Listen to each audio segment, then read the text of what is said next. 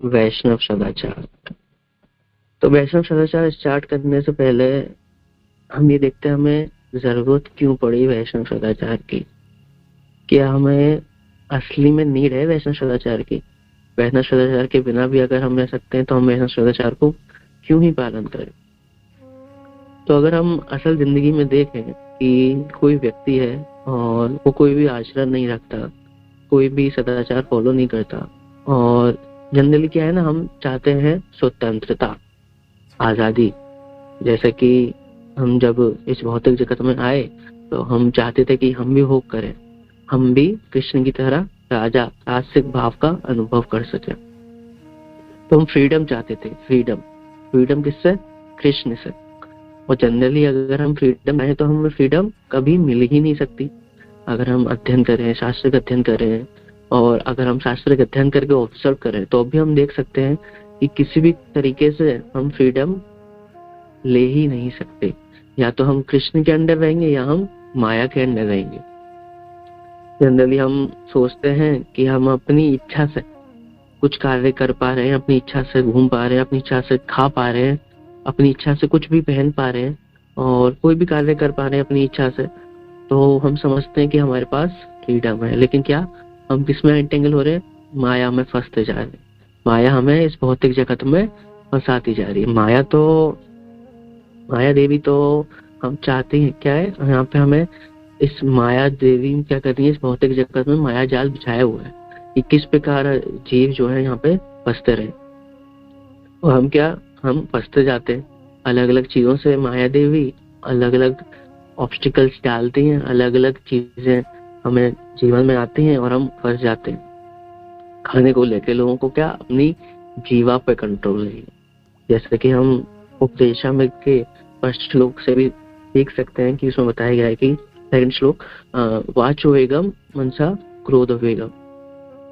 तो वाणी का खूब वेग होना चाहिए, मन का वेग होना चाहिए, उधर का वेग होना चाहिए। तो इन सब पे हम कंट्रोल नहीं करना चाहते, हम फ्री रहना चाहते हैं। तो फ्री रहते रहते इसकी समस्या से क्या हुआ, हम इस भौतिक जगत में आ गए। साथ ही साथ अगर कोई व्यक्ति है और वो फ्री रहता है और अपनी इच्छा से कुछ करता है तो उसकी गति अच्छी नहीं होती। अगर हम देखें कोई व्यक्ति फ्रीली घूम रहा है, फ्रीली कुछ भी खाता है, जैसे कोई मांस खा रहा है, कुछ भी खा रहा है, तो हम जानते हैं कि अगर कोई मांस खा रहा है तो उसकी गति अच्छी नहीं होगी। उसका कुछ ना कुछ उसकी हानि होनी ही है। नरक की यातना उसे सहनी ही है। कुछ भी वो बोल रहा है, ऐसा नहीं कि सिर्फ खाने से ही, कुछ भी उल्टा सीधा बोल रहा है उससे भी उसकी हानि होनी है। कुछ भी उल्टा सीधा सोच रहा है उससे भी उसकी हानि होनी है।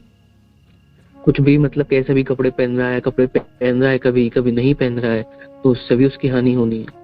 तो कोई भी अगर कार्य हम सोचते हैं कि हम इंडिपेंडेंटली होकर कर रहे हैं, तो हम इंडिपेंडेंटली हम किस पे डिपेंड हो रहे हैं? हम माया पे डिपेंड हो रहे हैं। तो उस डिपेंडेंसी को हमें क्या करना है, धीरे धीरे कम करना है, ताकि हम धीरे धीरे कृष्ण की शरण में आ सकें, कृष्ण की शरण में आ सकें। क्योंकि जैसे जैसे हम कृष्ण पे डिपेंडेंट होने लगेंगे तो माया पे डिपेंडेंसी हमारी कम होने लगेगी। माया पे डिपेंडेंसी कम, कृष्ण पे डिपेंडेंसी ज्यादा है। क्या है? इनवर्सली प्रोपोर्शनल है। एक बढ़ेगा तो एक घटेगा। कोई भी अगर एक चीज बढ़ने लगी, माया से ज्यादा संपर्क होने लगा तो कृष्ण से संपर्क कम होने लगा। ऐसा अब कुछ लोग सोचते हैं कि अब तो हम थोड़ी थोड़ी भक्ति में आने लगे, तो हो सकता है कि हम कृष्ण से ज्यादा संपर्क बढ़ाने लगे। इवन क्या वो होता है कि कभी कभी दीक्षा हो जाती है तो दीक्षा के बाद सोचते हैं कि हाँ, अब तो हमारी दीक्षा हो गई है और अब तो हम माया से बच चुके हैं। लेकिन ऐसा थोड़ी है, माया देवी थोड़ी आपको इतनी आसानी से जाने देंगी। माया देवी तो कृष्ण बोलते हैं ये तो मेरी बहन है, त्रिगुणी माया है, अलग अलग तरीके से हम पे वार करेगी। और हम सोचते रहेंगे कि हम कृष्ण में हैं, लेकिन कब हम माया में आ जाएंगे हमें पता ही नहीं चलेगा।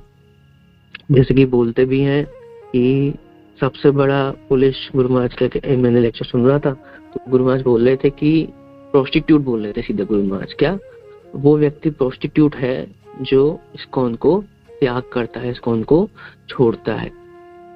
सीधे सीधे गुरु महाराज यही बोल रहे थे। और क्यों छोड़ देता है? क्योंकि उसको अलग अलग जगह जाना पड़ जाता है, अलग जगह उसे अच्छा लगने लगता है। क्या उसे स्वतंत्रता चाहिए होती है। स्वतंत्रता उसकी खंडित हो जाती है जब वो सदाचार को फॉलो करने लगता है। लेकिन सदाचार से लाभ किसका होगा?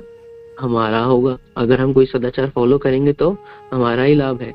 जैसे कि अगर हम इस भौतिक जगत को देखें तो भौतिक जगत के भी अपने नियम है। भौतिक जगत में अगर आप गाड़ी ड्राइव कर रहे हैं और गाड़ी ड्राइव करते हुए कोई ट्रैफिक लाइट आई और आपने उसे पार कर दिया तो आपका चालान कटेगा, आपको रोका जाएगा, आपको पकड़ा जाएगा। आपने कोई भी जो नियम है इस भौतिक जगत के या इस भौतिक सोसाइटी के, जगत के भी नहीं, छोटी सोसाइटी के ही जो नियम है उसको भी अगर हम तोड़ते हैं तो हमें दंड दिया जाता है। तो हम देख सकते हैं भौतिक जगत में हम छोटा कार्य कर रहे हैं उसके लिए भी हमें दंड मिल रहा है। किसी को मारना, किसी का खून करना, तो सबके लिए हमें अलग अलग तरीके का दंड निर्धारित किया गया है। तो ऐसे क्या आध्यात्मिक जगत में भी ऐसे ही, अगर हम कोई भी गलत कार्य करेंगे तो उसका भी दंड हमें मिलेगा, अवश्य ही मिलेगा। ऐसा नहीं है कि बहुत से लोग बोलते हैं कि क्या रखा है अगले जीवन में, खाओ पियो मौज करो और सो जाओ। अगला जीवन होगा या नहीं होगा हमें क्या पता। तो ऐसा नहीं है, अगला जीवन होता है, सभी को पता है, सभी को ज्ञात है, लेकिन क्या कोई फॉलो नहीं करना चाहता। जितने लोग चाहते हैं कि हम धार्मिक तो हो लेकिन धर्म को फॉलो ना करें। सब धार्मिक होना चाहते हैं लेकिन धर्म के रूल्स रेगुलेशन को फॉलो नहीं करना चाहते। क्यों? क्योंकि वो बंधन में पड़ जाते हैं। चाहते क्या है? फ्रीडम। इवन कृष्ण क्या फ्रीडम में कभी भी इंटरफेयर नहीं करते। कृष्ण भी हमें को क्या फुल्ली फ्रीडम देते हैं कि हाँ चलो तुम्हें भोग करना है, भोग करना है। हम कहते हैं अरे अरे पिताजी भोग करना है, भोग करना है, भोग करना है, और पिताजी तो है हमारे करुणा सिंधु। तो पिताजी ने कहा ठीक है चल तुम भोग करके आओ। तो अब फंस गए हम इस भौतिक जगत में। सबसे पहले क्या हमें माइंडसेट में बैठाना होगा कि हम कभी भी फ्री नहीं हो सकते, या तो कृष्ण की शरण में या फिर माया की शरण में। और माया की शरण में अगर हम जाएंगे तो हमें क्या दुख ही मिलेगा। अगर हम माया की शरण में रहेंगे तो कभी सुख का अनुभव हम कर ही नहीं सकते, कभी प्रेम का अनुभव कर ही नहीं सकते किसी भी माध्यम से। कोई भी चीज आप देख लीजिए, कुछ भी अगर आप खा रहे हैं तो खाने से आपको कोई भी समस्या होगी, समस्या होने के संग संग नरक की यातना सहनी पड़ेगी। कोई भी अगर आप कार्य कर रहे हैं माया के अधीन होके तो उसको आपको दंडित होना पड़ेगा, अगला जीवन भी आपका खराब होगा, साथ ही साथ आपको नरक की यातनाएं भी सहनी पड़ेंगी। मतलब कष्ट ही कष्ट, कष्ट ही कष्ट और कष्ट ही कष्ट। माया में रहते रहते साथ ही साथ ऐसा नहीं है कि हम कष्ट से ऊपर उठ सकते हैं। हम सोचते हैं कि हम कष्ट से थोड़ा ऊपर उठ गए, क्या करते हैं हम 7 दिन 5 दिन 6 दिन जॉब करते हैं। जॉब करने के बाद थोड़ा पैसा कमाते हैं और एक दिन थोड़ा आनंद करके, एक दिन थोड़ा घूम के हमें लगता है कि हाँ हम बहुत अच्छा जीवन बिता रहे हैं। लेकिन ये क्या, ये तो गधे का जीवन है, गधे के जैसा। गधे क्या होता है, पूरे दिन काम करता है और फिर मालिक उसे थोड़ा कुछ दे देता है तो वो खुश हो जाता है। तो ऐसे हम भी लगे रहते हैं, गधे की तरह, खच्चर की तरह लगे रहते हैं, काम करते रहते हैं और फिर एक दिन हमें रिवॉर्ड मिलता है तो हम खुश हो जाते हैं और कहते हैं कितना अच्छा है। और गधे को कुछ मिल जाए तो गधा भी खुश हो जाता है, हाँ कितना अच्छा है, कितना सुंदर जीवन है, मुझे आज खाने को गाजर मिल गई। तो ऐसे ही हम भी इस गाजर के पीछे भागते रहते हैं। तो शुरुआत करने से पहले हमें ये सोचना होगा, ये अपने मन में बैठाना है कि क्या हमें कृष्ण की शरण में आना है। और कृष्ण की शरण में आने के लिए हमें अपने फ्रीडम को त्यागना होगा। ऐसा नहीं कि हम अपने फ्रीडम को पकड़े रहे कि नहीं हम तो फ्री रहेंगे। प्रभु जी लोग, कोई माता जी लोग कुछ बताते हैं, कोई आपके सीनियर डिवोटी आपको कुछ बोल रहे हैं कि ऐसे ऐसे करना है, नहीं भैया हम क्यों करेंगे, हम तो फ्री रहेंगे, हम तो आजाद पंछी हैं, आजाद पंछी खुले उसमें आसमान में उड़ेगा। लेकिन ऐसा पॉसिबल नहीं है। साथ ही साथ जैसे ही हम इस्कॉन में आते हैं तो हमें स्टार्टिंग ही 4 नियम से शुरुआत की जाती है। मतलब स्टार्टिंग ही नियमों से शुरुआत कर दी जाती है। मतलब जिस दिन से आपने पहला कदम रखा नहीं इस्कॉन में, पहले कदम से ही प्रभुपाद ने क्या इतना सुंदर सिस्टम बनाया है कि एक कदम जो आपने रखा तभी क्या आप सदाचार फॉलो करने लगेंगे। माता जी प्रभु जी से अलग अलग सेपरेट रहते हैं, अलग अलग नियमों को फॉलो करते हैं। जनरली कोई नॉर्मल व्यक्ति भी आता है तो वो ऑटोमेटिक सदाचार को फॉलो करने लगता है। साथ ही साथ वो फॉलो करने लगता है तो ऐसा नहीं है उसे फॉलो करके दुख मिल रहा हो। आपने कोई व्यक्ति देखा जो कभी हमारे कौन मंदिरों में आया और आने के बाद दुखी हो गया, आता है मंदिर में सदाचार को फॉलो करके क्या खुश होने लगता है। तो इसमें क्या उसकी भलाई हो रही है, उसको लाभ मिल रहा है, उसको प्रेम मिल रहा है। क्या सिर्फ सदाचार फॉलो करने से उसको खुशी मिल रही है, ब्लिस का आनंद हो रहा है। तो ऐसे ही अगर हम सदाचार को फॉलो करेंगे और उसको अपने जीवन में अप्लाई करेंगे तो हमारा जीवन भी क्या सुंदर होता जाएगा। तो हमने सुन तो लिया कि हमें सदाचार को फॉलो करना है, तो सदाचार को फॉलो करने के लिए क्या उसकी नींव रखनी पड़ेगी। सबसे पहले किसी भी बिल्डिंग को बनाने के लिए नींव होनी चाहिए, और नींव कैसी होनी चाहिए? स्ट्रॉन्ग नींव के बिना जो बिल्डिंग होती है वो टिक नहीं पाती। और इस सदाचार की नींव हमें कौन दे रहे हैं? साक्षात चैतन्य महाप्रभु। चैतन्य महाप्रभु शिक्षाष्टकम में क्या बता रहे हैं? नादपि सुनीचेन तरोरवि सहिष्णुना अमानिना मान देना कीर्तनीय सदा हरि। शिक्षाष्टकम श्लोक संख्या 3। स्वयं को मार्ग में पड़े हुए तृण से भी अधिक नीच मानकर, वृक्ष से समान सहनशील होकर, मिथ्य मान की कामना न करते हुए दूसरों को सदैव मान देकर हमें सदा ही श्री हरि नाम कीर्तन विनम्र भाव से करना चाहिए। तो शिक्षा अष्टकम स्टार्टिंग में क्या बोल रहे हैं? तिनादपि सुनीचेन। हमें अपने आप को किसके समान मानना है? तिनके के समान। कैसा तिनका? जैसे कि जो रोड पे पड़े होते हैं ना, छोटे छोटे तिनके पड़े होते हैं, उस तिनके के समान, उस छोटे से तिनके के समान। अब हम सोचें कि हम तिनके के समान खुद को क्यों माने? तिनके समान मानने से हमारी क्या काफी सारी समस्याओं का समाधान हो जाता है। अगर हम तिनके के समान खुद को मानेंगे तो कोई भी व्यक्ति आए हमसे कुछ कह जाए, हमें क्या फर्क पड़ रहा? कोई व्यक्ति आए हमें कुछ मारे और हम पे कुछ अत्याचार करे, हम पे कोई फर्क नहीं पड़ना चाहिए। ऐसे ही हम देख सकते हैं कि जैसे कि श्रील हरिदास ठाकुर क्या थे? मुस्लिम थे। मुस्लिम होने के साथ साथ वो क्या हरिनाम जप करते थे, जिस कारण से जो मुस्लिम राजा था वो बहुत ही दुखी था। मतलब बहुत उसे पसंद नहीं आता था कि एक बीइंग मुस्लिम व्यक्ति कृष्ण का नाम लेता है। तो वो बहुत ज्यादा क्रोधित था कि कैसे कोई मुस्लिम व्यक्ति कृष्ण का नाम ले सकता है। तो इस वजह से क्या करता था, उसने सजा दी। पूरे 12 बजाओं में श्रील हरिदास ठाकुर को कोड़ों से पिटवाया। लेकिन कोड़ों से पिटवाने के बाद भी जो श्रील हरिदास ठाकुर थे, हरिदास को क्या शुद्ध भक्त बोलते हैं, नामाचार्य हरिदास ठाकुर। तो नामाचार्य होने के बावजूद भी उन्होंने ऐसा नहीं कि वो गुस्सा हो गए, क्रोधित हो गए और कुछ भी उनके मन में ऐसा कोई भी द्वेष आया हो, कोई भी ऐसी भावना नहीं आई, ना राजा के प्रति ना प्रजा के प्रति जो उन्हें मार रही थी। उसके बावजूद भी उनके मन का भाव बहुत ही सुंदर रहा और वो नहीं सोच रहे थे कि ये मेरे पे कर रहे हैं तो उन्हें दंड मिले या मैं क्रोधित हो जाऊं या उनको वैष्णव अपराध लग जाए। तो ऐसा कुछ भी नहीं वो सोच रहे थे। वो बस देख रहे थे कि हाँ ये मेरे पे ऐसा मार रहे हैं और वो अब क्या सिर्फ हरिनाम जप कर रहे। वो क्या बोल रहे थे कि अगर आप मुझे मारोगे भी ना तो मेरे शरीर से क्या निकलेगा? हरिनाम ही निकलेगा। तो इस प्रकार का भाव क्या हमारे आचार्य हमको सिखा रहे हैं कि कोई हमें मार भी रहा है और बहुत बुरी तरह मार रहा है। अगर देखा जाए तो अगर हम जब आध्यात्मिक जगत में आते हैं या हम तो अपने स्पिरिचुअल लाइफ में आते हैं तो आपको कोई नहीं मार रहा, कोई नहीं आप पर कष्ट कर रहा, क्योंकि अब तो जीवन बहुत सुंदर है और श्री प्रभुपाद इस्कॉन की कृपा से आपको कोई ऐसा दंडित नहीं कर रहा और दंडित ऐसा कोई करेगा भी नहीं। और साथ ही साथ दंडित करने के लिए हमारी लायकात भी होनी चाहिए। अगर दंड करने की हमारी लायकात होगी तभी तो हम दंड पा पाएंगे। कैसा दंड? जो हमें गुरु से मिले। बोलते हैं गुरु महाराज बोलते हैं क्या कि मैं कभी अपने शिष्यों को नहीं डांटता। क्यों नहीं डांटता? क्योंकि अगर मैं उन्हें डांटूंगा तो क्या सब भाग जाएंगे, मुझे छोड़ के भाग जाएंगे। किसी को अगर हम डांट देते हैं, कुछ बोल देते हैं तो क्या वो हर्ट हो जाता है, कहता है अरे मुझसे ऐसा कैसे कह दिया, मैं इतना कुछ करता हूँ, ये करता हूँ, वो करता हूँ, मुझसे ऐसा क्यों। तो क्या हम खुद को क्या समझने लगते हैं? तिनके से बड़ा समझने लगते हैं। अगर हम खुद को तिनके से भी छोटा समझेंगे तो ऐसी समस्या ही नहीं आएगी। जैसे कि जो घास होती है, अब घास पे कोई भी व्यक्ति आता है, कोई भी उस पर चढ़ता है, कूदता है, उसे काट देता है तो कहती थोड़ी है, वो लड़ती थोड़ी है कि हाँ आपने मुझे काटा, आपने मुझे मारा, आपने गलत किया।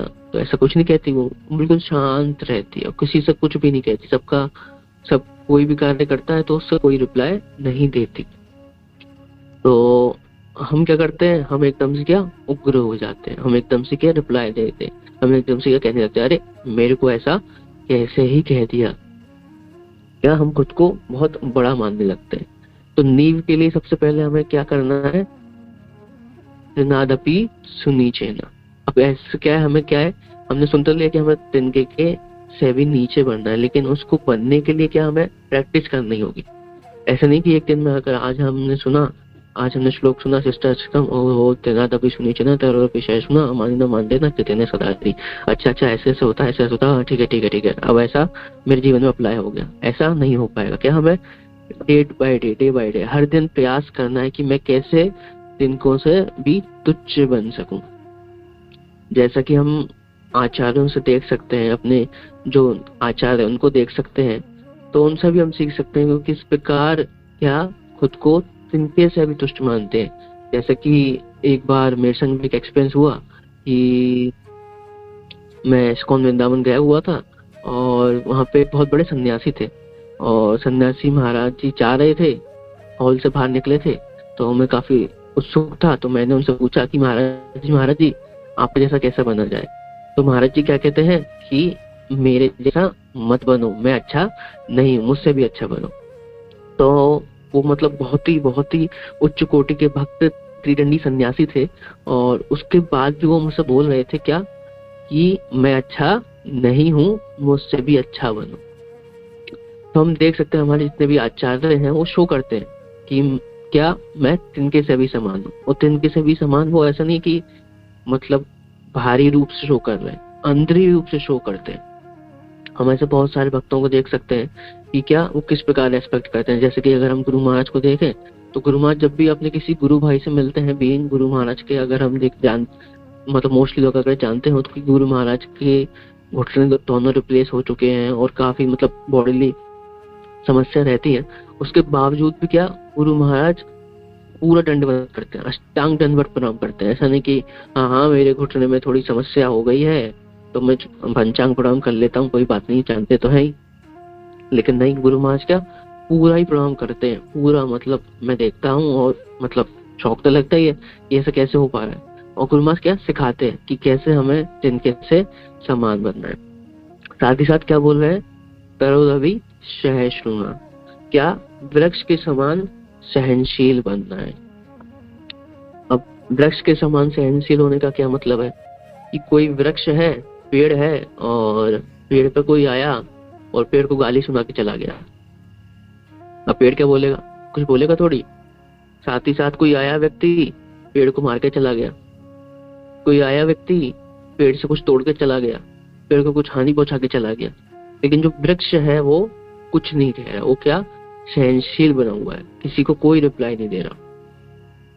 सब आते हैं, कोई कुछ बोलता है, कोई कुछ कहता है, लेकिन जो वृक्ष है वो क्या बिल्कुल सहनशील है और वो कुछ रिप्लाई नहीं दे रहा, वो बिल्कुल खड़ा हुआ है ठोस।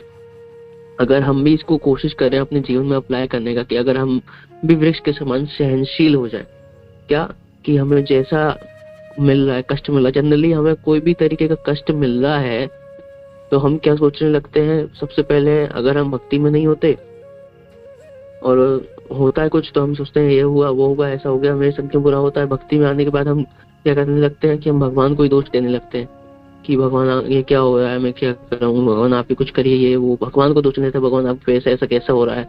अब तो मैं भक्ति भी करने लगा हूँ। लोगों को लगता है क्या कि अब हम भक्ति में आ गए और अब हम भक्ति करने लगे हैं और तो हमारा सारा जीवन कैसा हो गया, बहुत ही ब्लिसफुल रहेगा, बहुत ही आनंदित रहेगा। लेकिन हम क्या भूल जाते हैं कि पिछले जन्म में हमने जो पाप किए, जो हमने गलत कार्य किए हैं, उनको तो हमें भोगना ही पड़ेगा, लेकिन उसके बारे में हम भूल जाते हैं। तो जो भी चीज कार्य हमारे जीवन में हो रहा है गलत, जो भी हमारे संग दुष्प्रभाव हो रहा है, तो किस कारण वजह से हो रहा है कि जो हमने पिछले कर्मों में किया, पिछले जीवन में किया। बोलते हैं कि जैसा हम बीज बोएंगे वैसे ही फल की प्राप्ति होगी। अगर हम आम का बीज बोएंगे तो आम की प्राप्ति होगी, और बेल का बीज बोएंगे और बेल की भी प्राप्ति होगी। ऐसा नहीं कि बेल का बीज बो दिया और आम की प्राप्ति हो गई। तो जैसे हमने कर्म किए वैसे ही फल की प्राप्ति हमें जीवन में होगी।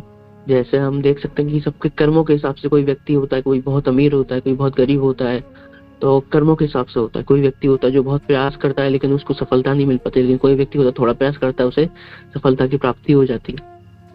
तो ये सब किस कारण की वजह से, कि हमने जो पाप कर्म किए हैं उनके रिजल्ट की वजह से ऐसा हो रहा है। जो हमने पिछले कर्म जन्मों में कर्म किए हैं उसका रिजल्ट हमें मिल रहा है। तो ऐसा नहीं कि इसमें कृष्ण का दोष है या किसी और का दोष है। क्या करने लगते हैं, पहले तो हम कृष्ण को दोष देते हैं, नहीं मिलता तो किसी और व्यक्ति को दोष देने लगते हैं। ये तुम्हारी वजह से मेरे संग ऐसा हो रहा है, तुमने मेरे संग ऐसा किया, तुमने मेरे संग ये किया। तो ऐसा हम बोलने लगते हैं, किसी दूसरे व्यक्ति को दोष देने लगते हैं कि आपने मेरे संग ऐसा किया, आपकी वजह से ये हो रहा है, आपकी वजह से वो हो गया, आपकी वजह से ये कर दिया। तो हम सोचें कि किसी दूसरे व्यक्ति का प्रभाव हमारे जीवन पे कैसे ही पड़ सकता है। अगर हम थोड़ा थोड़ा साइंटिफिकली सोचें, साइंटिफिकली स्पिरिचुअली साइंटिफिकली सोचें, तो हम देख सकते हैं कि जो हमारा जीवन है वो किसके कारण की वजह है, जो हमने कर्म किए।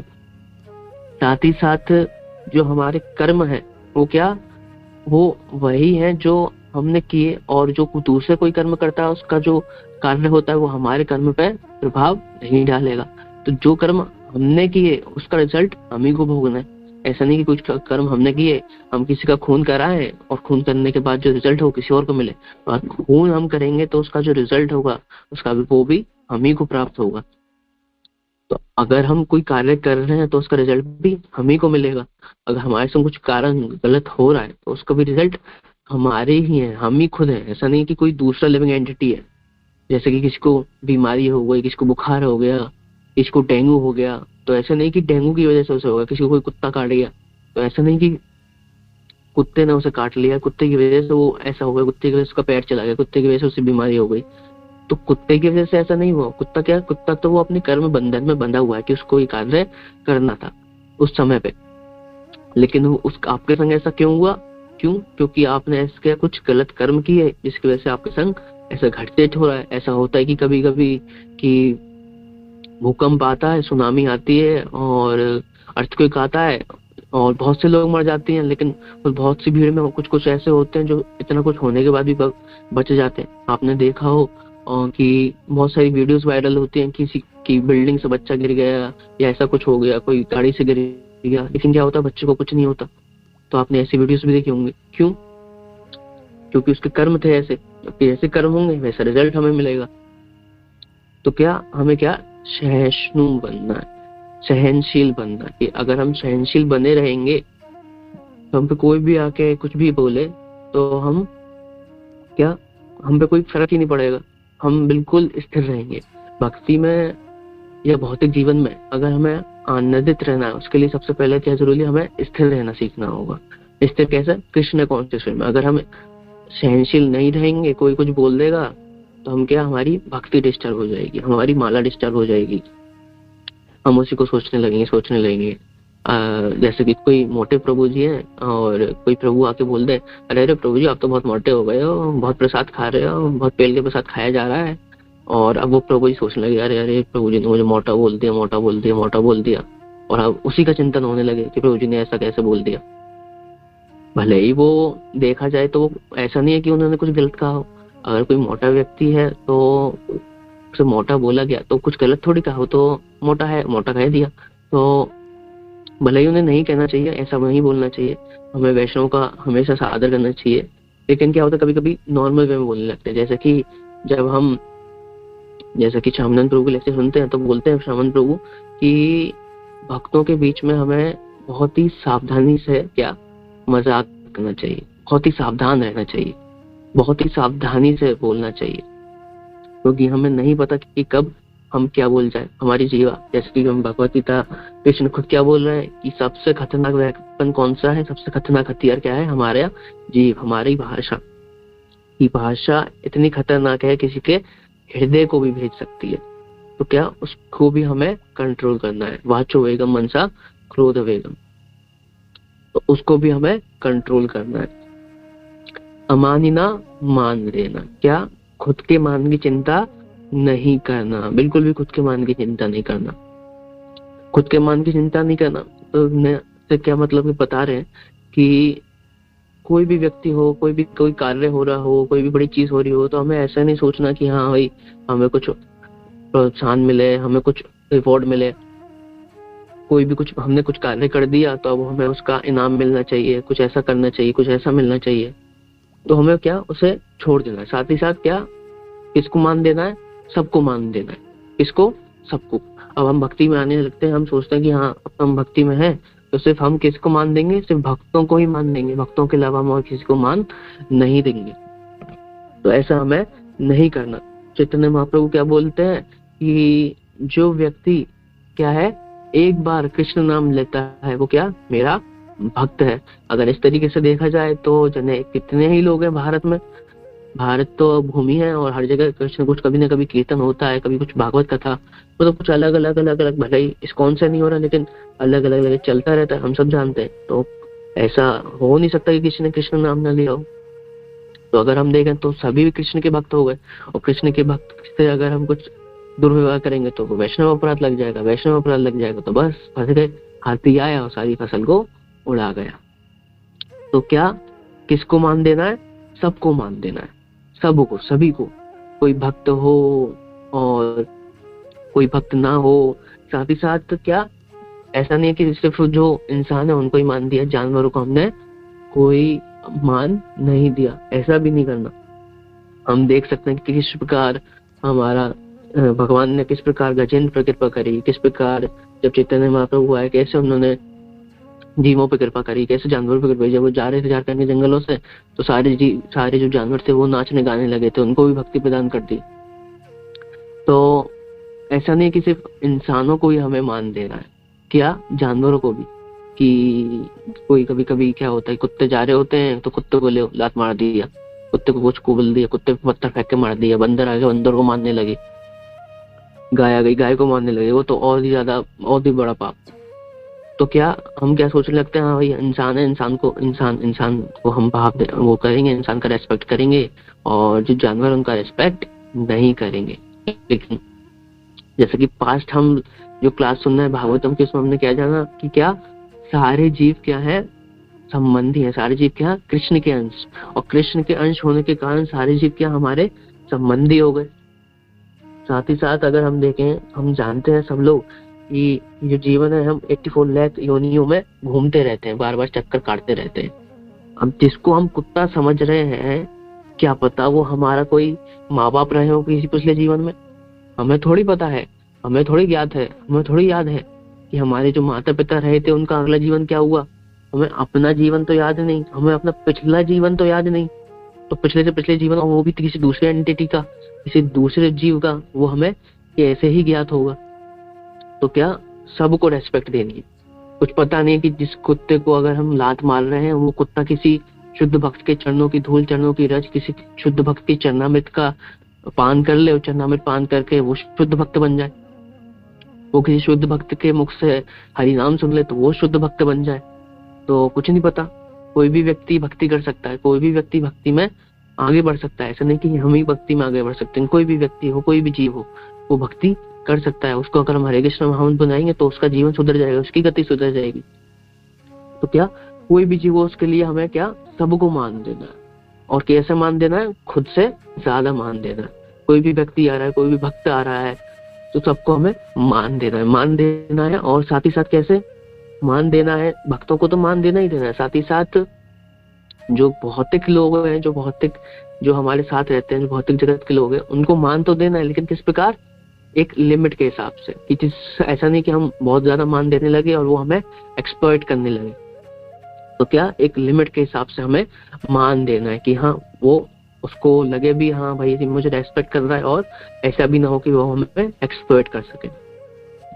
इस प्रकार क्या हमें इस श्लोकों को सबसे पहले, सदाचार को पालन करने से पहले हमें क्या इस श्लोक को अच्छे से पहले कंठस्थ कर लेना है। कंठस्थ करने के बाद इसके मीनिंग को रिपीट करना है, और मीनिंग को रिपीट करने के बाद हमें प्रतिदिन देखना है कि किस प्रकार मैं श्लोक को अपने जीवन में उतार सकता हूँ।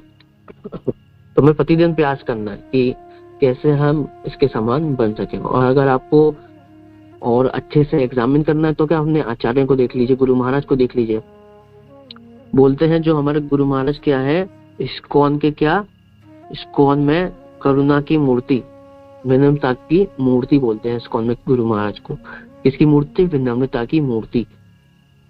तो क्या अगर हम अपने गुरु महाराज को ही देख लें तो उनसे ही हम कितना कितना कितना कुछ सीख सकते हैं। बहुत सारी चीजें हम उनको देखने मात्र से ही सीख सकते हैं। तो शुरुआत करते हैं वैष्णव सदाचार का महत्व। तो वैष्णव सदाचार के महत्व से एक स्टोरी आती है पास्ट टाइम। क्या हुआ कि जब सनातन गोस्वामी झारखंड के जंगलों में जाते थे, और झारखंड के जंगलों में जाते थे तो जनरली क्या था, सनातन गोस्वामी को आपने देखा हो तो सनातन गोस्वामी जो हमारे छठ गोस्वामी हैं तो वो नॉर्मल वस्त्र पहनते थे, हाफ धोती और ऊपर पट्टा पटका, तो इस प्रकार के वस्त्र पहनते थे। और पहले ऐसा तो था नहीं कि भैया रोड बन रही है कि आप रोड से जा रहे हो, हाईवे पकड़ लिया, वो हाईवे पकड़ लिया, NH ये वो यमुना एक्सप्रेस, तो ऐसा तो था नहीं पहले कि आपने कोई हाईवे पकड़ लिया और आप निकल गए कहीं जाना हो। तो पहले क्या जंगल हुआ करते थे, तो जंगल के रास्ते से ही जाया करते थे। सब भक्त जाते थे जंगल के रास्ते से, और जंगल से रास्ते जाते जाते क्या हुआ कि जो हमारे सनातन गोस्वामी है, हमारे सनातन बाबा हैं, क्या हुआ उनके शरीरों पे ना फोड़े हो गए थे, बहुत सारे फोड़े हो गए थे। और फोड़े में से दुर्गंध पदार्थ निकलने लगा, दुर्गंध पदार्थ निकलने लगा। पस होते जैसे हमारे फोड़े हो जाते हैं, फोड़ों में से पस निकलने लगता है ना, और पस निकलने लगा।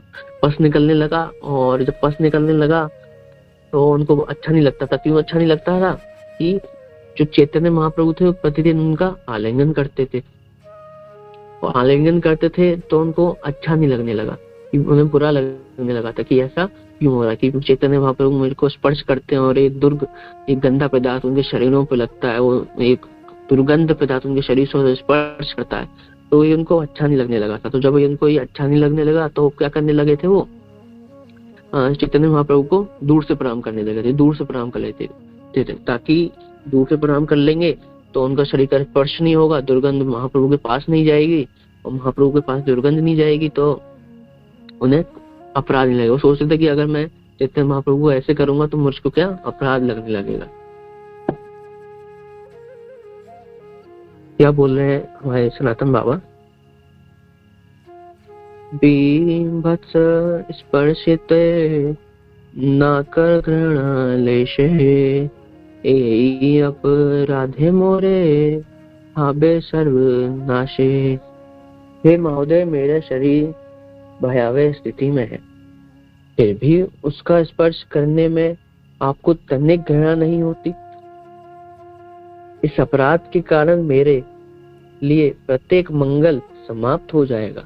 तो हमारे सनातन बाबा बोल रहे हैं कि इतना मेरे शरीर से दुर्गंध आ रही है और उसके बाद भी क्या आपको बिल्कुल लग ही नहीं रहा है ऐसा कुछ कि ऐसा कुछ हो रहा है, और अगर मैं ऐसा करता रहूंगा तो मेरे सारे जो मंगल कार्य हैं, सारे जो मेरे पुण्य है वो नाश हो जाएंगे। तो जब वो ऐसा किसको बोलते हैं, चैतन्य महाप्रभु को बोलते हैं, तो ये सब कब हो रहा है कि पहले तो वो डेली प्रणाम करते थे सनातन बाबा, और डेली वो चैतन्य महाप्रभु में स्पर्श करते थे। फिर उन्हें जब अच्छा नहीं लगने लगा क्या उन्होंने दूर से प्रणाम किया, दूर से प्रणाम करके ये बोला। तो चैतन्य महाप्रभु ने क्या रिप्लाई देते हैं, मातार ये छे बालकेर उमे मध्य, घृणाम नाही जन्मे आर महासुख पाए। जब बालक मल मूत्र करता है और वह माता के शरीर से लग जाता है तो माता बच्चे से घृणा नहीं करती, उल्टा उसे धोने में वह अपार आनंद पाती है। चैतन्य महाप्रभु क्या बोल रहे हैं कि कोई भी बच्चा होता है और जो बच्चा मल मूत्र कर देता है और मल मूत्र कर देता है तो माता से लिपटता है, कभी कोई माता के साथ होता है माता के ऊपर ही कर देता है, तो माता ऐसा नहीं है माता को घृणा आ रही होती है कि हाँ ऐसा नहीं, माता तो सुख का अनुभव करती है और सुंदर तरीके से उसे क्लीन भी करती है। तो चैतन्य महाप्रभु इसमें क्या दर्शा रहे हैं कि हम सब क्या उनके पुत्र समान है। जैसे कि भगवत गीता में भी कृष्ण बोलते हैं क्या, पिताहमस्य जगतो माता धाता पितामह, कि मैं ही माता हूँ, मैं ही आपका पिता हूँ, मैं ही पितामह हूँ। साथ ही साथ ऐसा नहीं है कृष्ण जो बोलते हैं वो दर्शाते हैं, ऐसा कोई भी श्लोक नहीं है जो कृष्ण ने बोला हो और ना दर्शाया हो। तो कृष्ण जो भी बोलते हैं वो से दर्शाते हैं। तो कृष्ण क्या कह रहे हैं कि जो माता होती है वो नहीं घृणा करती तो मैं कैसे ही घृणा कर सकता हूँ। लाले मध्ये लाल केर चंदन संभाए, सना तेर कलेरा मार घृणा ना उपजाए। माता को अपने बालक का मल मूत्र चंदन लेप के समान प्रतीत होता है। इसी प्रकार हे सनातन, तुम्हारे घावों से रसीले रिसने वाला दुर्गंध द्रव्य जब मेरे शरीर से छू जाता है तो मुझे घृणा नहीं आती। तो चैतन्य महाप्रभु क्या बताएं, किस प्रकार की, मतलब चैतन्य महाप्रभु ऐसा नहीं जैसे चैतन्य महाप्रभु ने सक्सेस कम दिया बताया जनादपि सुनिचना, तो शो कर रहे हैं कितनी विनम्रता शो कर रहे हैं क्या कि जो बोल रहे हैं कि जो मल मूत्र होता है किसके समान होता है, चंदन के समान होता है। तो इस प्रकार सनातन गोस्वामी को बोल रहे हैं कि जो आपका जो पस आ रहा है वो बिल्कुल भी ऐसा नहीं है, आप बिल्कुल भी ऐसा ना सोचें कि वो बहुत बुरा है, बहुत गंदा है। वो क्या, मेरे को तो चंदन समान लगता है और मेरे को उससे बिल्कुल भी घृणा नहीं होती है। यज्ञ पियो तुम्ही आए जगत पावन, तुम्हारा स्पर्श पवित्र है देव मुनिगण। तो क्या बोल रहे हैं कि उसके बावजूद भी क्या, हे सनातन, यद्यपि तुम संपूर्ण ब्रह्मांड का उद्धार कर सकते हो और देवतागण भी तुम्हारे स्पर्श से शुद्ध हो जाते हैं। क्या कि तुम में इतनी शक्ति है कि तुम पूरे जगत का कल्याण कर सकते हो। तो और साथ ही साथ क्या, जो देवतागण हैं जो ऊपर के लोकों में रहते हैं वो भी क्या चाहते हैं, सनातन गोस्वामी के शरीर का स्पर्श चाहते हैं। क्यों चाहते हैं, क्योंकि अगर उनके शरीर का स्पर्श हो गया तो उनको भी भक्ति की बीज की प्राप्ति हो जाएगी, और उनको भक्ति की बीज की प्राप्ति हो जाएगी तो उनका भी कल्याण हो जाएगा, उनकी भी धाम प्राप्ति हो पाएगी। तो क्या दर्शा रहे हैं इसमें क्या चैतन्य महाप्रभु कि बच्चा कैसा भी हो, कितना भी गंदा हो, अगर वो मेरी शरण में आएगा तो मैं उसका पूरा कल्याण कर दूंगा, भले ही वो गंदा हो। और साथ ही साथ वो क्या अपना प्रेम दर्शा रहे हैं किसके प्रति, अपने भक्तों के प्रति। मतलब किसी भी हालत में हो, किसी भी सिचुएशन हो, और जितना मैं भक्तों को प्रेम करता हूँ, किसी भी अवस्था में प्रेम करूंगा। तथापि भक्त स्वभाव मर्यादा पालन से साधुर्भूषण, फिर भी ऐसा आचार का पालन एवं करना यह भक्त का एक गुण है।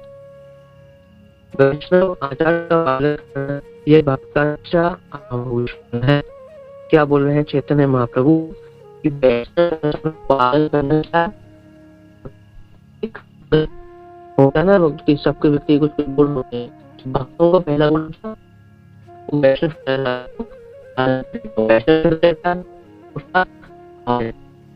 जब कोई भी महिला होती है तो सोने की चेन पहनेगी, सोने का हार पहनेगी, मंगलसूत्र पहनेगी, कुछ अलग पहनेगी। भक्तों के लिए है वैष्णव चाहे भक्तों का कि वो उससे भ्रष्टाचार को खंड में सजाएंगे, क्या होगा, वो बढ़ेगी। तो वॉइस ब्रेक हो रहा है आपका।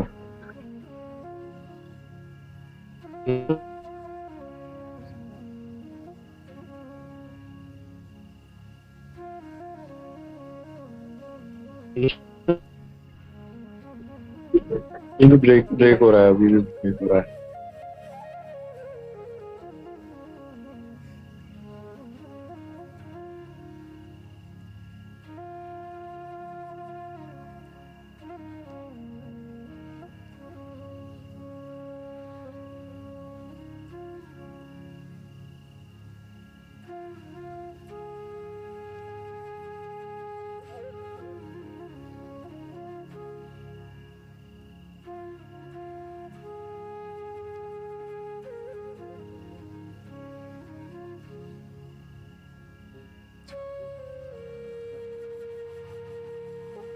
राम हरे राम राम हरे हरे। बोल नहीं तो ये अभी भी थोड़ा ब्रेक हो ही रहा है।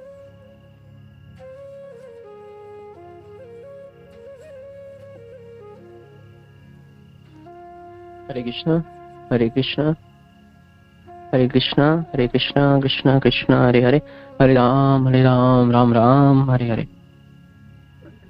हरे कृष्णा। यस प्रभु जी, यस प्रभु जी। अब नॉर्मल है, ठीक है, कंटिन्यू रख सकते हैं।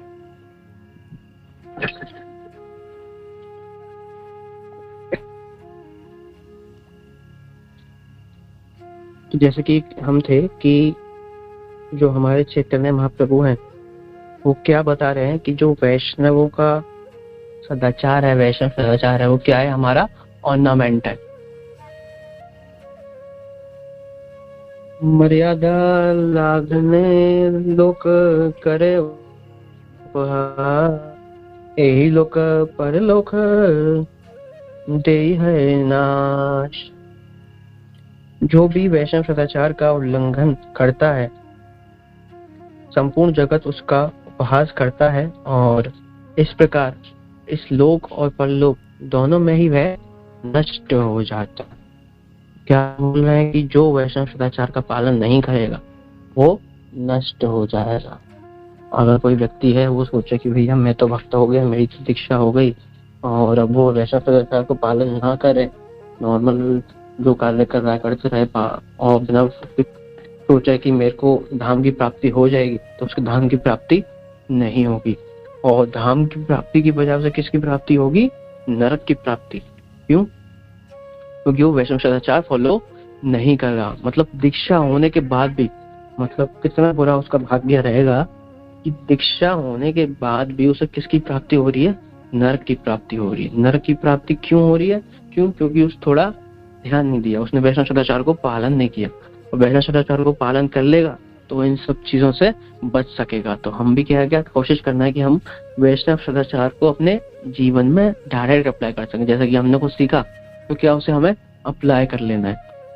जैसे कि गुरु महाराज बोलते थे, गुरु महाराज हमेशा बताते हैं कि जब भी मैं कुछ सीखता था ना तो उसे अपने जीवन में अप्लाई कर लेता था। ये मैंने सुना नहीं और ये मैंने अप्लाई किया नहीं।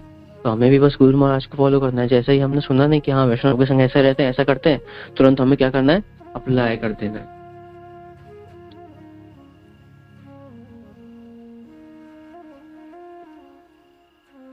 इसलिए श्री चैतन्य महाप्रभु ने वृंदावन के छठ गोस्वामी को 5 महत्वपूर्ण उपदेश प्रदान किए। पहले, सभी शास्त्रों का सूक्ष्म रूप से अध्ययन एवं यह प्रतिपादित करना कि सभी शास्त्र का मूल भक्ति है। तो पहला नियम क्या दिया चैतन्य महाप्रभु ने छठ गोस्वामी को? क्या कि हमें सारे शास्त्रों का अध्ययन करना है। जैसे कि जो श्रील प्रभुपाद थे, प्रभुपाद एक बार क्या हुआ कि जो डिवोटीज थे वो बुक डिस्ट्रीब्यूशन करने जा रहे थे और बुक डिस्ट्रीब्यूट करते थे और डिस्ट्रीब्यूट नहीं होता तो बोलते थे कि प्रभुपाद डिवोटीज जो लोग हैं वो बुक नहीं लेते। तो प्रभुपाद ने पूछा क्या आपने बुक पढ़ी है, क्या आपने बुक पढ़ रखी है? तो उन्होंने मना किया। तो प्रभुपाद बहुत क्रोधित हुए कि जब आप नहीं पढ़ रहे, आप नहीं पढ़ पा रहे, आपने नहीं पढ़ी, तो आप कैसे ये सोच सकते हैं कि सामने वाला पढ़ेगा? तो प्रभुपाद क्या बोलते हैं कि पहले खुद पढ़ो। गुरु महाराज भी क्या बोलते हैं कि बुक सेल करने से पहले क्या, बुक को पहले खुद पढ़ो। हम बुक डिस्ट्रीब्यूशन पे निकल जाए और हम बुक के बारे में कुछ पता ही नहीं, हम बुक को जानते नहीं, हमने खुद तो पढ़ा नहीं, हम क्या सोचते हैं कि भाई सामने वाला बुक ले लेगा। उससे पहले क्या हमें खुद को पढ़ना है। खुद को हमें जो बुक आ रही है, गुरु महाराज जैसे कि अभी लास्ट टाइम जब हमने सुना कि गुरु महाराज सोच रहे थे कि मैं बुक लिखना बंद कर देता हूँ। क्यों बंद कर देता हूँ? क्योंकि मेरे भक्त जो है, जो मेरे शिष्य मेरी बुक्स पढ़ते ही नहीं है, मैं बुक्स लिख के क्या ही करूंगा। तो हमें क्या है, बुक पढ़ना है। साथ ही साथ जो भी हम शास्त्र पढ़ रहे हैं उसका रिजल्ट क्या होना चाहिए? भक्ति होनी चाहिए। ऐसा नहीं कि कोई भी हम शास्त्र पढ़ा और हमें उसकी भक्ति की प्राप्ति नहीं हो पाई। तो हम देख सकते हैं कि किस प्रकार गीता तो बहुत सारी है, अगर हम देखें कि बहुत सारे प्रेस हैं, बहुत सारे राइटर्स हैं जो गीता दिए हुए, लेकिन भक्ति किससे प्रदान हुई? जो श्रील प्रभुपाद की गीता है, Bhagavad Gita as it is, उससे भक्ति की हमें प्राप्ति हुई। ऐसे बहुत सारे लोगों ने गीता पढ़ी उसके बाद जब प्रभुपाद की गीता पढ़ी, उनका जीवन बदल गया। क्यों? क्योंकि जब हम किसी भगवत ज्ञान को प्राप्त करें और भगवत ज्ञान को प्राप्त करने के संग भगवत भक्ति की प्राप्ति ही ना हो, तो ऐसे भगवत ज्ञान का क्या ही लाभ। तो अगर हम कृष्ण का ज्ञान, भगवत गीता पढ़ रहे हैं और कृष्ण प्रेम की प्राप्ति ना हो, तो ऐसी गीता पढ़ने का क्या ही लाभ। जब हम गीता पढ़ने लगते हैं तो हम देखने लगते हैं कि हमारे जीवन में खुद ही चेंजेस आने लगते हैं। कौन सी गीता? श्री प्रभुपाद द्वारा गुरु महाराज द्वारा लिखी गई गीता। कौन सी? Bhagavad Gita as it is. बाकी अगर आप देखें, बहुत सारे लोग हैं, वो बोलते हैं हमने ये पढ़ लिया, वो पढ़ लिया, लेकिन उनके जीवन में कोई बदलाव नहीं आता। बदलाव कब आएगा? जब हम कोई ऐसा शास्त्र पढ़ेंगे, कैसा? जो भक्ति में हो, भक्ति में वो शास्त्र हो। और अगर ऐसा कोई शास्त्र हम पढ़ेंगे जो भक्ति में नहीं है, तो उससे हमारे कोई लाभ नहीं होगा। लाभ होने की बजाय क्या हो जाएगा? हमारी हानि हो जाएगी। जैसे कि चैतन्य महाप्रभु बोलते हैं क्या? मायावादी भाष्य सुन ले, हाय सर्वनाश। कि अगर हमने मायावादी भाष्य सुन लिया तो क्या हो जाएगा? हमारी भक्ति का सर्वनाश हो जाएगा। तो हमें क्या, खुद को इधर उधर भटकने और चीजों को पढ़ने से पढ़ना ही नहीं है। जो कौन से आउटसाइड है, उन चीजों को हमें देखना ही नहीं है। कोई भी बुक लिया है, कैसा भी कुछ लिया है, तो हमें पढ़ना ही नहीं है। बहुत से लोग क्या होने लगता है ना, बुक्स पढ़ने का शौक है तो पढ़ते हैं, ये बुक वो बुक, तो हमें पढ़ना ही नहीं है। हमें पहले ही नियम बना लेना, क्या? सिर्फ only devotees of ISKCON, devotees of Prabhupada, शिष्य ऑफ प्रभुपाद, शिष्य ऑफ गुरु महाराज। दूसरा नियम क्या बता रहे हैं? भगवान कृष्ण की वृंदावन लीला स्थलियों को खोजना तथा वृंदावन धाम का इस रूप में निर्माण करना से संपूर्ण विश्व के लोग वहां आकर शरण ले एवं प्रोत्साहित हो। तो ये जो नियम है ना, ये जितने भी हम नियम पढ़ रहे हैं, ये नियम क्या है? नींव है किसकी? इस्कॉन की। जो छठ गोस्वामी को चैतन्य महाप्रभु नियम दे रहे हैं, वही नींव किसने रखी? हमारे श्रील प्रभुपाद ने रखी इस्कॉन को एस्टेब्लिश करने में। सेकंड नियम क्या बता रहे कि हमें वृंदावन को इस प्रकार प्रेजेंट करना है कि कोई भी आके वहां रह सके, वहां भक्ति कर सके, भक्ति सीख सके। तो ऐसा लेकिन हमारे श्रील प्रभुपाद क्या करुणा सिंधु बोलते हैं ना कि जो भक्त होते हैं भगवान से भी ज्यादा करुणामयी होते हैं।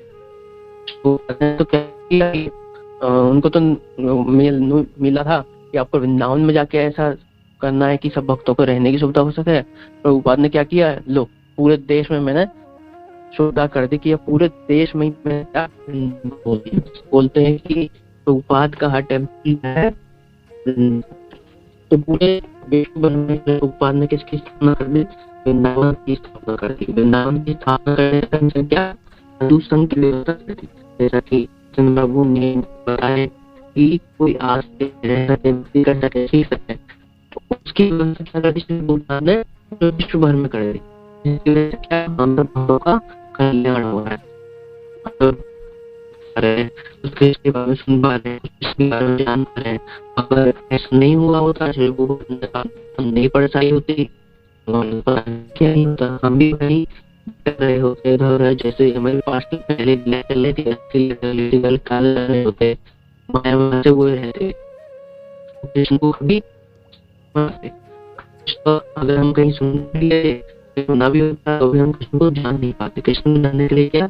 भक्ति में होना चाहिए कि बिना भक्ति के की जननी हो ही नहीं, भक्ति हमारे जीवन में नहीं आ सकता। तो क्या प्रभुपाद ने हमें प्रिपेयर किया? जितने भी स्पेसेस हैं सब पे उन्होंने ऐसी कृपा करी कि हम कहीं भी किसी भी मंदिर में जा सकते हैं, वहाँ रह सकते हैं, साथ पा सकते हैं, भक्तों का संग कर सकते हैं, भगवान के दर्शन कर सकते हैं, वृंदा देवी की प्रार्थना कर सकते हैं, वृंदा देवी की आरती कर सकते हैं, और सब कुछ पूरा ऐसा किया कि हम हर टेम्पल का वृंदावन जैसा प्रभाव देगा, वृंदावन का टेस्ट देगा।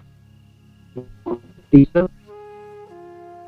भगवान कृष्ण के सुंदर मंदिरों का निर्माण करना और अक्षोभ्य की स्थापना करके संपूर्ण देश का मार्गदर्शन करना, सब की स्थापना भी है। 108 मंदिरों की जिसकी भविष्यवाणी भी हुई थी, तो ने अपने 12 साल के अंतराल क्या 108 मंदिरों की स्थापना कर दी। साथ स्थापना तो करी, क्या को भक्त बनाया, कैसा भक्त बनाया, ब्राह्मण भक्त बनाया। जनरली हम देखते जो इसको में आते हैं, रूल्स रेगुलेशन को फॉलो करने लगते हैं, वो क्या ब्राह्मण बनने लगते हैं, ब्राह्मण रूल्स रेगुलेशन फॉलो करने लगते हैं और क्या सेवा करना सीखते हैं। कैसी भगवान की डिवोटी को देखे ना तो अपने भगवान की सेवा करता है कि जैसे मंदिरों में सेवा होती है। तो कैसा श्री प्रभुपाद की कृपा के माध्यम से वो सीख पाया कि क्या बोला था क्या करना है आपको, अर्च पद्धति को विश्व लेवल पे मतलब नेशनल लेवल पे एक क्या जो बहुत ही प्रमाणित पद्धति है अर्च सेवा की, उसको फैलाना है। क्या किया, सब कुछ खाया, किस प्रकार हमें आर्थिक नीचे भगवान को भोग लगाना है, सब कुछ भगवान श्री रूपान में दिया, सब कुछ प्रदान किया। अपने स्वयं के आचरण से सिखाना कि वैष्णव ऐसे होते हैं तथा वैष्णव की शिष्ट साधन को प्रस्तुत करना। चैतन्य महाप्रभु के अनुसार यह अत्यंत महत्वपूर्ण संत है। केवल शास्त्र के इतना महत्वपूर्ण नहीं है जितना वरिष्ठ भक्त कनिष्ठ भगवान और जीव के साथ योग के व्यवहार की जानकारी होना। तो क्या बोल रहे हैं कि सबसे टॉप मोस्ट चैतन्य महाप्रभु क्या बोल रहे हैं, मतलब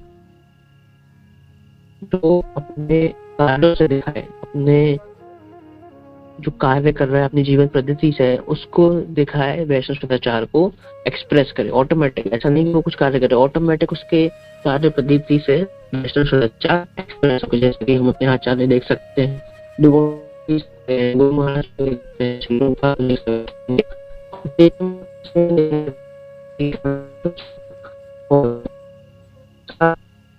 किस प्रकार व्यवहार करना है किसके साथ, कैसा कि हमें कनिष्ठ मध्यकारी के संग किस प्रकार व्यवहार करना है, मध्यम अधिकारी के संग किस प्रकार व्यवहार करना है, भगवान और भक्त जीवों के संग किस प्रकार व्यवहार करना है। तो उसके बारे में भी हम सीख सकें। तीनों प्रकार के कनिष्ठ अधिकारी, मध्यम अधिकारी और उत्तम अधिकारी, तीनों प्रकार के भक्तों के संग कैसा व्यवहार होना चाहिए। तो ये हमें आने चाहिए और इसको आने के लिए हमें क्या करना चाहिए। अगर हमें नहीं आता तो गुरु महाराज की बुक है साधु संघ, तो उसमें गुरु महाराज ने बहुत अच्छे से एक्सप्लेन किया है कि किस प्रकार हमें कनिष्ठ अधिकारी, किस प्रकार मध्यम अधिकारी, किस प्रकार उत्तम अधिकारी, इन तीनों डिवोटीज के संग हमें व्यवहार करना चाहिए। ऐसा नहीं कि जो व्यवहार हम उत्तम अधिकारी के संग कर रहे हैं वही कनिष्ठ अधिकारी के संग करने लगेगा। अगर हम ऐसा करने लगेंगे तो क्या होगा, उसका पतन हो जाएगा। पतन कैसे हो जाएगा, अगर हम उत्तम अधिकारी जैसा रेस्पेक्ट कनिष्ठ अधिकारी को दे देंगे तो क्या इगोइस्टिक हो जाएगा। इगोइस्टिक होने की वजह से क्या में पतन होने लगेगा, भक्ति में वो गिर जाएगा, वो इगोइस्टिक हो जाएगा, वो सोचने हाँ मैं उसका जो वो आया था ईगो हटाने के लिए, लेकिन वो ईगो लेके चला आया तो मैं को हटाने के लिए मैं को लेके चला गया। तो उससे क्या हुआ, उसकी भक्ति में गिरावट आ गई, उसकी भक्ति में लॉस हो गया। तो हमें क्या है, सबको अलग अलग तरीके से सबके साथ अलग अलग व्यवहार करना। पांचवा, अपने उदाहरण से ये दिखाना कि एक वैरागी का जीवन कैसा होता है, कि हमारे जो उदाहरण हो, हमारी रचना हो, वो वैरागी के जीवन को शो करे। तो हम देख सकते हैं कि किस प्रकार जो गुरु महाराज हैं, गुरु महाराज की पुस्तकें हैं, गुरु महाराज बोलते हैं ना कि मैं बाहर से तो ग्रस्त हूँ, अंदर से मैं सन्यासी हूँ, ब्रह्मचारी हूँ। गुरु महाराज की अगर हम पुस्तक को फॉलो करें, तो अगर हम सब पुस्तक फॉलो करें तो धीरे धीरे हमारा जीवन बहुत सुंदर होने लगेगा, हमारे जीवन में भी वैराग्य आने लगेगा। वैराग्य किससे, ऐसा नहीं कि वैराग्य आ गया समूह त्याग दिया ले गए हिमालय। वैराग्य किससे आ रहा है, बहुत ही जगह से वैराग्य आ रहा है, माया के कारण से वैराग्य आ रहा है, माया के जीवन से वैराग्य आ रहा है। कि वैराग्य आ जाए और हम कृष्ण के प्रति आगे बढ़ सके, कृष्ण की सेवाओं के प्रति आगे बढ़ सके, कृष्ण के प्रचार के प्रति आगे बढ़ सके। तो इनमें हम आगे बढ़ेंगे तो क्या हमारी प्रगति होने लगेगी। बोलते हैं प्रचारी क्या है, क्योंकि इस भौतिक जगत में क्या है, हमारा जीवन, हमारी बुद्धि इतनी ज्यादा डिग्रेड हो गई है कि हम सिर्फ हरिनाम करके भगवत प्रेम प्राप्ति नहीं कर पा रहे। क्यों, क्योंकि हमें बलि नहीं, उस हरिनाम की शक्ति को हम अच्छे से एब्जॉर्ब कर सके। उसके लिए क्या करना पड़ेगा, हमें कोशिश करना रहने पड़ेगा, विचार में लेना पड़ेगा। विचार करेंगे तो उससे क्या होगा, हम में सुधार होगा, हमारे नाम में सुधार होगा, हमारे नाम सुधार होगा। धीरे धीरे धीरे धीरे हम उच्च कोटि के भक्त बनने में आगे बढ़ने लगेंगे। तो इस प्रकार क्या अपने वैष्णव सदाचार की नींव रखते हुए वैष्णव सदाचार को पालन करना है। तो आगे का हम नेक्स्ट क्लास में देखेंगे किस प्रकार हमें कौन चीजों को पालन करना, जानने के और वैष्णव सदाचार क्या क्या होते हैं, वैष्णव सदाचार को कैसे कैसे पालन करना है, कैसे कैसे रूल्स रेगुलेशंस होते हैं, कैसे हमें बातचीत करनी है, कैसे हमें रहना है, कैसे हम कपड़े पहनने हैं, कैसे प्रणाम करना है, कैसे भगवान के सामने रहना है, कैसे भक्तों के सामने रहना है, कैसे बैठना है, कैसे उठना है, कैसे बोलना है। तो कोई भी ऐसी चीज नहीं होगी जो इसमें नहीं कवर होगी। अगर हम जानने की कोशिश करेंगे तो आपके जीवन की सारी चीजों के बारे में आप जान पाएंगे। बस आपको क्या करना है, सुनना है वैष्णव सदाचार कि क्या कैसे कैसे वैष्णव सदाचार में बताया जा रहा है। और वैष्णव सदाचार को फॉलो करने से क्या होगा, हमारी भक्ति की बढ़ने लगी, भक्ति बहुत ज्यादा अच्छे से होने लगी। वैष्णव सदाचार फॉलो करने लगेंगे तो हमसे कोई त्रुटि नहीं होगी, तो हम भक्तों के बीच अच्छे से रह पाएंगे, भौतिक बलवासियों के बीच अच्छे से रह पाएंगे, अच्छे से रह पाएंगे। और ऐसा नहीं कि हम किसी जनरली क्या होने लगता है, अगर हम भक्तों के संग ज्यादा भी चढ़ने लगते हैं, क्योंकि हम अगर वैसे सदाचार को नहीं फॉलो करते हैं तो क्या होने लगेगा कि बोलते हैं ना कि रसगुल्ला डेली रसगुल्ला खाओ तो रसगुल्ले को खाने का मन नहीं करेगा, नहीं करेगा, क्योंकि थोड़ी ज्ञान की कमी है। ऐसे हम किसी भक्त के संग रहने लगे, भक्त लगे तो क्या उस भक्त हमें थोड़ा सोचना है, क्या बात है, नॉर्मल हमारी तरह है, ये तो मानसिक संघर्ष रहने लगे, गुरु मास्टर हमारी तरह है, ये तुम्हारी तरह सारे कार्य करते हैं, लेकिन ऐसा क्यों क्या देखते हैं। और को मेंटेन करने के लिए क्या उन्होंने अपने जीवन में वैष्णव सदाचार को अप्लाई करना हो। कैसा अप्लाई, प्रैक्टिकली करेंगे तो हम नहीं उसको फॉलो कर पाएंगे, नहीं उसको लंबा खींच पाएंगे। भक्ति में जनरली हम कोई ना कोई अपराध कर बैठेंगे, भक्ति में पीछे हो जाएंगे।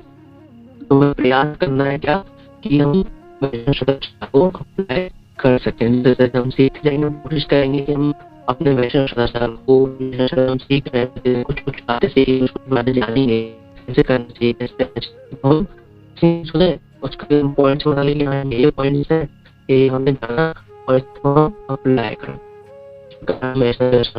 आगे बढ़े जाए, महाराज की जाए, आप सब की जाए। कोई शंका हो, कोई प्रश्न हो या कोई त्रुटि हुई है मुझसे या कुछ करना चाहता हो तो प्लीज करें। हरे कृष्णा।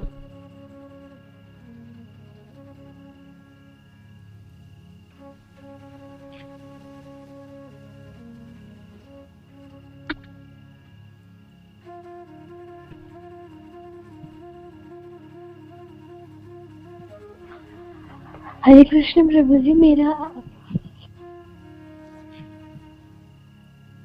हरे कृष्ण प्रभु जी, बहुत सुंदर क्लास।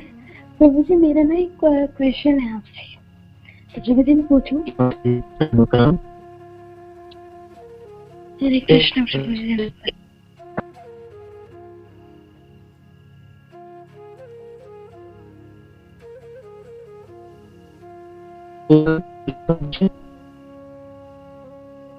प्रभु जी मैं पूछ रही, जैसे कोई मतलब प्रभु जी जैसे कोई भी हो,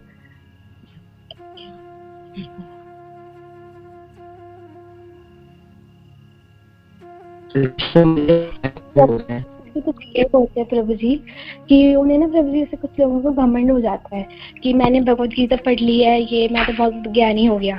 तो प्रभु जी ऐसे लोगों को क्या बोलना चाहिए?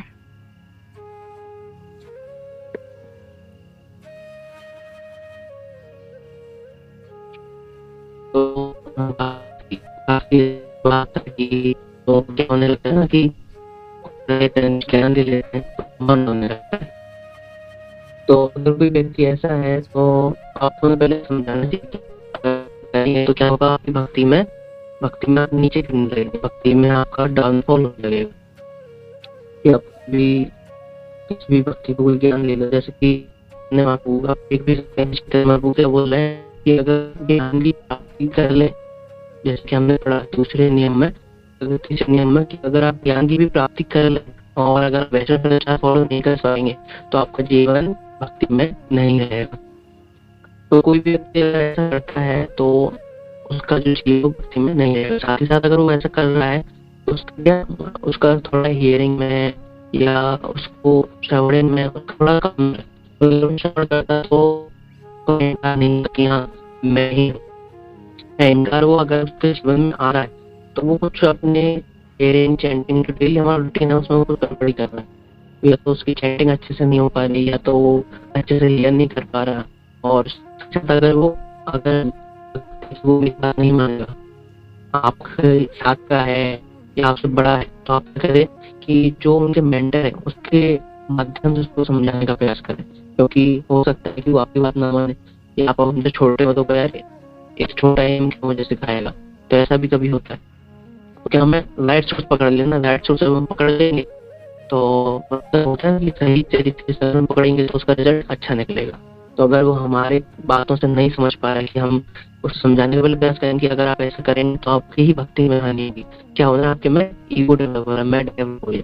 इस मैं की वजह से ही तो हमारा इस भौतिक जगत में आगमन हुआ और इस मैं को आप लेके जाएंगे। आपने ऐसा प्राप्ति कर ली, ज्ञान की प्राप्ति कर ली।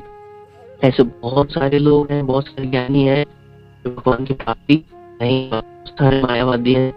गीता की पढ़ते हैं, गीता की प्राप्ति कर लेते हैं, गीता में बहुत सारा इंटेलिजेंट हो जाते हैं लेकिन ज्ञान की प्राप्ति नहीं कर सकते। लेकिन वही दूसरी ओर अगर कोई भक्त है और कोई ज्ञान की प्राप्ति नहीं, जैसे कि चैतन्य महाप्रभु ने खुद कहा क्या कि मेरे गुरु महाराज ने मुझे आदेश दिया कि मैं इस लायक नहीं हूँ कि मैं इस शास्त्र लिख सकूं, कुछ कर सकूं, मैं तो बस इसी लायक हूँ क्या कि मैं हरि नाम कर सकूं, हरि नाम बोल सकूं। तो चैतन्य महाप्रभु खुद दर्शा रहे क्या कि मैं तो बस हरि नाम कर सकता हूँ। तो इस भौतिक जगत में हमारी बुद्धि इतनी कैपेबिलिटी नहीं कि हम उसको एक्सेप्ट कर सकें।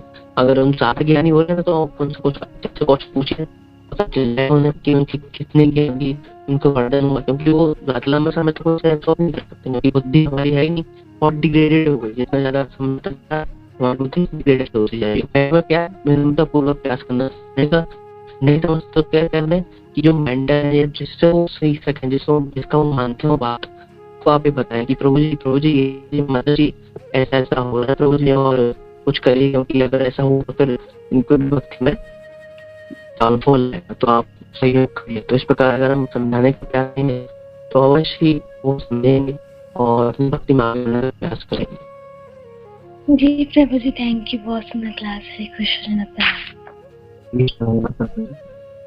हरे कृष्णा, धन्यवाद प्रभु जी, वंडरफुल क्लास प्रभु जी, बहुत सुंदर। और ये बहुत अवेटेड टॉपिक था वैष्णव सदाचार, और हमारा सौभाग्य है कि ये आपसे हम लोगों को सुनने को मिला। जनरली आप वैष्णव सदाचार को लेके स्ट्रिक्ट रहते हैं और खुद भी बहुत अच्छे से फॉलो करते हैं, तो ये हमारा सौभाग्य है कि इस चीज को हम आपसे जान पा रहे हैं। थैंक यू सो मच प्रभु जी। हरे कृष्णा, धन्यवाद। हमारे साथ भूमिका दिया हुआ है, हमारे आचरण का, हमारे प्रभु जी का, हमारे मेंटर्स का दिया। गोपी कांदन प्रभु जी की जय। जय। ये गोपी कांदन प्रभु जी की जय।